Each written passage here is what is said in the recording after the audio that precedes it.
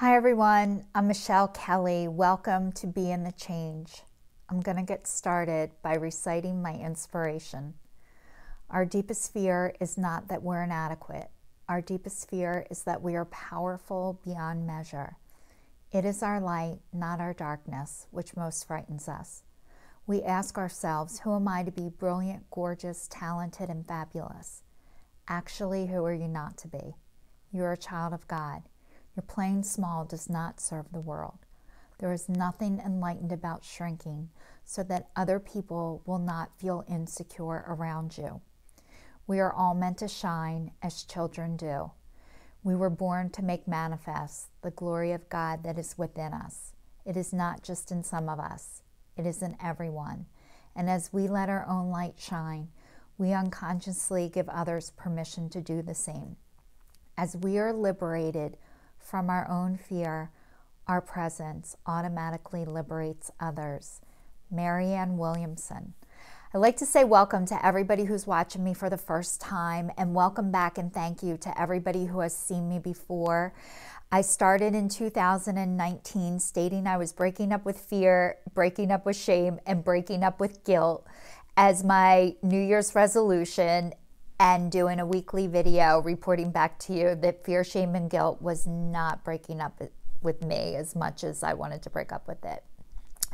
And then last year, 2020, was to be kinder and more compassionate to myself. And this year, it was to break up with sugar. And, you know, I've been reporting back every week to you guys that I haven't had sugar since January 4th, or January 3rd was my last day. January 4th was my first day going without sugar, processed sugar. And last week, I have to report to you guys, I had processed sugar. I had whipped cream, and I wanted ice cream so bad, and I didn't have any in my house, thank God, but I had whipped cream and I ate that, and that has processed sugar in it. So I'm not perfect. And what I'm realizing, this whole food thing is so hard for me. And but I'm noticing benefits of not eating it. After that night, I went, you know, fine. I've been good, but it's funny because I tend to focus on the one thing that I had instead of all the days that I was great at it. And that's what I wanted to report to you guys. You know, it's easier to focus on the one thing I had, on the one day I had, instead of focusing on all the things that I have done. And you know, my brain is hardwired to think of the negative stuff first and to beat the shit out of myself, which I am working on not doing anymore. And it is getting easier, and I'm not beating myself up nearly as bad as I used to. And I was watching Oprah and James Corden on their WW journey, and I'm like, I'm going back on Weight Watchers because then I can eat what I want and be happy. I thought my body by now, I thought I would have lost all this weight, and I didn't.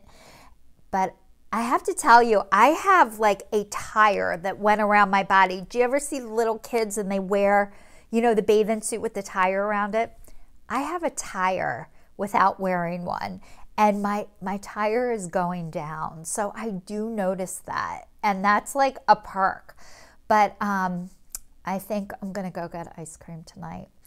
I'm ready. I feel like I'm going to try this Rebel ice cream, but anyway, it's just, food is a struggle for me, and it's a constant setup. And I feel like it was easier to quit alcohol and drugs than food, because alcohol and drugs, you don't need to live, but food, you have to, it's a setup all day, every day, and that's really hard for me. But in the meantime, I wanted to talk to you guys about, last week I was talking about, you know, it's not what you say, it's how you say it. And, you know, saying people aren't worth it, and, you know, let people figure stuff out on their own. And as I'm going through this process of being the change and what I want from other people, I need to be able to do too.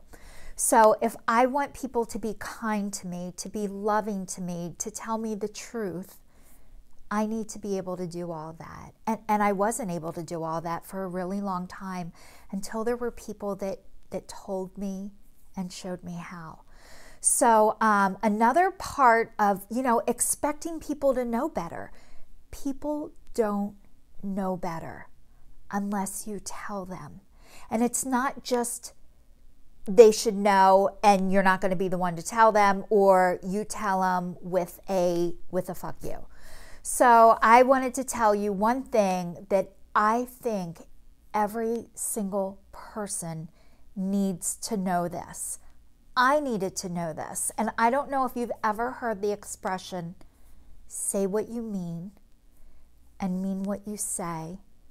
And there's a third part to that. And I never knew there was. Don't say it mean. So say what you mean what you say, and don't say it mean.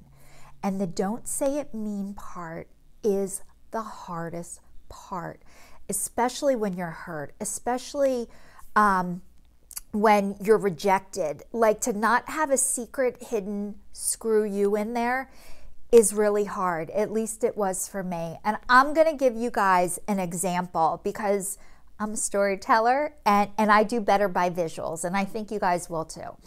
So one of the things was, years ago when I was getting divorced from my ex-husband, he sent me a message one day and he asked, we were still going through the divorce process. So there was a lot of hurt feelings and a lot of stuff going on. And the best way to get at each other is through money. Like money, you really hit somebody's heart. You're hitting their security when you hit their wallet.